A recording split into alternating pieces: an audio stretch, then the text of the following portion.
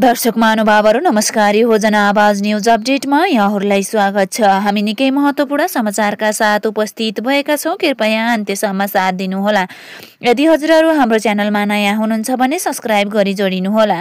सुरु गरौं आजका मुख्य समाचार। एमाले प्रतिनिधि छनौट विवाद मिलाउने जिम्मा प्रदेश र जिल्ला इन्चार्जलाई। कुलमानको विवादास्पद अभिव्यक्ति सोडिम भन्छन् देशमा केही भएन भन्ने भाष्य गलत। मङ्सिर मसान्तभित्र राष्ट्रिय सभा र प्रतिनिधि सभाका उम्मेद्वार सिफारिस गर्न काङ्ग्रेसले गर्यो परिपत्र। गगन थापाले उठाए महाधिवेशनको तालिका र समय ग्याप बारे प्रश्न। एनपीएलमा नेपाली खेलाडीको प्रदर्शन किन कमजोर? यी र यस्तै महत्त्वपूर्ण समाचारका साथ उपस्थित भएका छौं। कृपया अन्त्यसम्म साथ दिनुहोला। सुनौ अब समाचार विस्तारमा। यसैगरी 11औं महाधिवेशन प्रतिनिधि छनौटका क्रममा देखिएको विवाद मिलाउने जिम्मा एमाले सम्बन्धित प्रदेश कमिटीलाई नै दिएको छ। संगठन विभागका सचिव माधव ढुङ्गेलले अन्तर्विरोध देखिएका क्षेत्रको विवाद मिलाउने जिम्मा प्रदेश इन्चार्ज, जिल्ला इन्चार्ज र केन्द्रीय संगठन विभागले खटाएका सदस्य प्रतिनिधिलाई दिएको जानकारी दिए।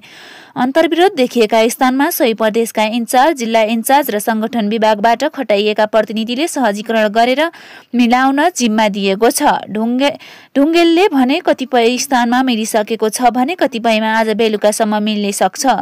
सचिव ढुङ्गेलका अनुसार सुदूरपश्चिमको बोजाङमा प्रतिनिधिको दोहोरो समस्या देखिएको थियो भने कर्णालीको दैलेख र सल्यानमा प्रतिनिधि चयनका विषयमा केही समस्या देखिएको थियो।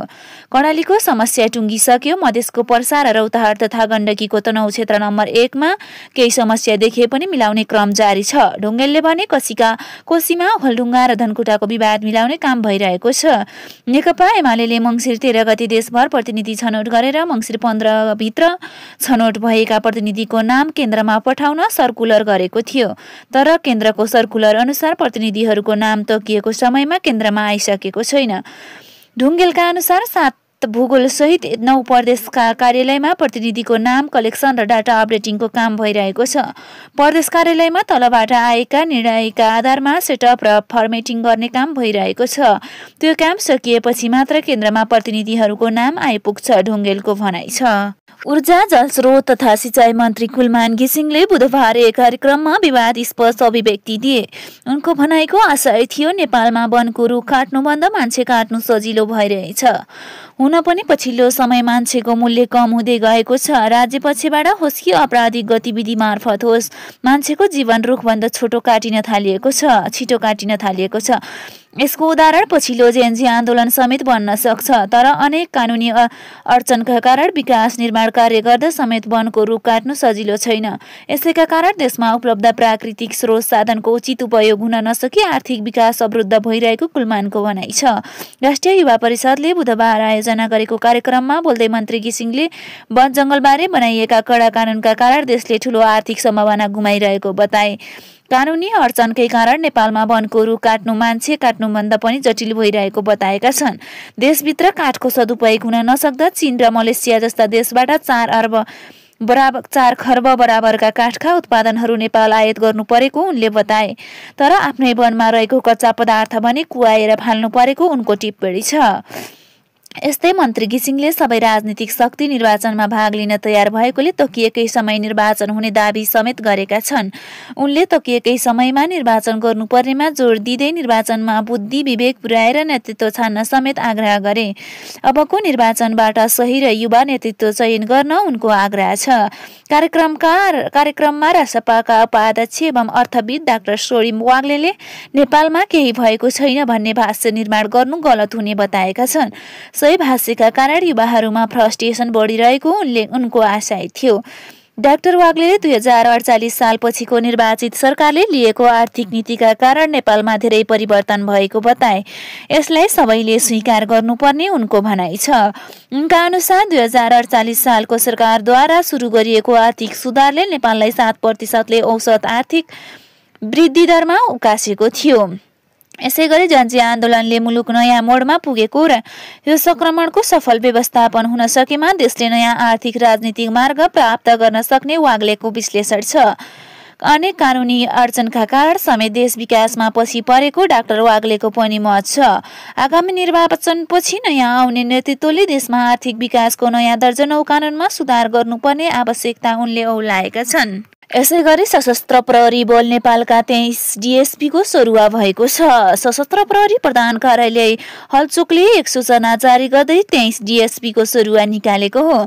सरुवा सूची अनुसार हरिबहादुर गुरुङको हुल तथा दंगा व्यवस्थापन शिक्षालय लामापाटन पोखरामा सरुवा भएको छ। दिनेश बहादुर रायमाझीको एपीएफ इन्टेलिजेन्स ब्युरोमा सरुवा भएको छ। नेपाली कांग्रेसका नेता डाक्टर शशाङ्क कैरलाले महाधिवेशनका लागि समय कम भएको बताएका छन्। मंगलबार चितवनमा पत्रकारहरूसँग कुराकानी गर्दै उनले महाधिवेशन गर्न कम्तीमा 3 महिना समय आवश्यक पर्ने बताए। कैरलाले भने समय कम भयो, महाधिवेशन पुसमा सम्भव भएन भने निर्वाचन पछि हुन्छ। उनले पार्टीले पुसमा गर्ने निर्णय गरेको भए पनि हुन्छ या हुन्न भन्नेमा टुङ्गो नभएको बताएका छन्। यद्यपि सबै महाधिवेशनको तयारीमा जुट्नुपर्ने उनको भनाइ छ। जेएनजीलाई समेत महाधिवेशनमा समेटेर लैजानुपर्ने उनले बताएका छन्। महाधिवेशनमा उम्मेदवारीको सम्बन्धमा उनले भने सभापतिका लागि लड्ने भनेको थिए। शेखर दाई हुनुहुन्छ, उहाँ पनि इच्छुक हुनुहुन्छ। कुरा भइरहेको छ, 2 जना मध्ये एकजना लड्छौं। यसैगरी सर्वोच्च अदालतले मुख्यमन्त्री सरोज कुमार यादवलाई 24 घण्टाभित्र विश्वासको मत लिन नभई संविधानको धारा 168 को 2 बमोजिम मध्य प्रदेशमा नयाँ सरकार गठनको प्रक्रिया थाल्न प्रदेश प्रमुखलाई परमादेश जारी गरेपछि उहाँको राजनीति फेरि तरङ्गित बनेको छ। सर्वोच्च अदालतले परमादेशपछि धमाधम प्रदेश राजधानी जनकपुर आइरहेका दलका नेता र सांसदलाई अलर्टमा राखिएको छ। परमादेशपछि मध्य प्रदेशका मुख्यमन्त्री यादवसित 3 विकल्प छन्। पहिलो, विश्वासको मत नपुगे देखिएमा राजीनामा गर्ने, दोस्रो प्रदेशसभामा विश्वासको मत पेश गर्ने र तेस्रो 24 घण्टा छलेर स्वतः पदमुक्त हुने। एमालेका प्रदेश सांसद प्रमोद कुमार जायसवालले के गर्ने विषयमा मुख्यमन्त्री यादवसहित मंगलबार बिहान फोन संवाद भएको बताएका छन्।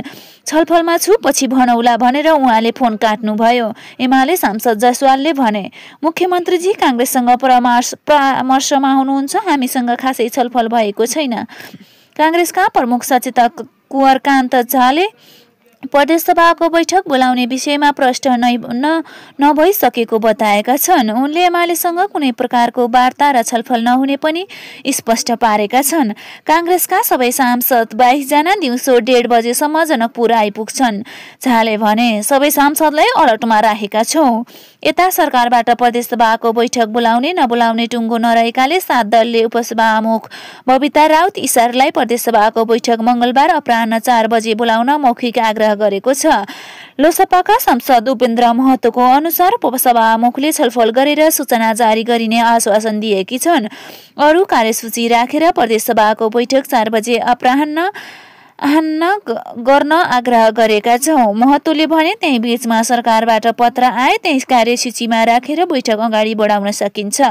तत्कालीन प्रदेश प्रमुख सुमित्रा सुवेदी भण्डारीले संविधानको धारा 168 को 3 बमोजिम सबभन्दा ठूलो दल एमालेका संसदीय दलका नेता यादवलाई मुख्यमन्त्री नियुक्त गरेपछि यो विवाद सर्वोच्च अदालतसम्म पुगेको थियो। यही तानातान बीच प्रदेश प्रमुख भण्डारी र सभामुख रामचन्द्र मण्डलले आफ्नो पद गुमाइसकेका छन्। यसैगरी बुटोलबाट 45 जना यात्रु बोकेको बस भारतको बलरामपुरमा दुर्घटना भएको छ। भारतको उत्तर प्रदेश स्थित बलरामपुरमा बस दुर्घटना हुँदा 2 जना नेपाली यात्रुको मृत्यु भएको छ। 24 जना यात्रु गम्भीर घाइते भएका छन्। सोमबार राति 2 बजे आसपास नेपाली यात्रु लिएर गएको यूपी 22800245 को बस बलरामपुर आसपासमा दुर्घटना परेको हो। उक्त बसमा बुटोलको शुभसाहित ट्राभल्सबाट टिकट काटेर गएका 45 जना यात्रुहरू चढेका थिए। यात्रुहरूको टिकट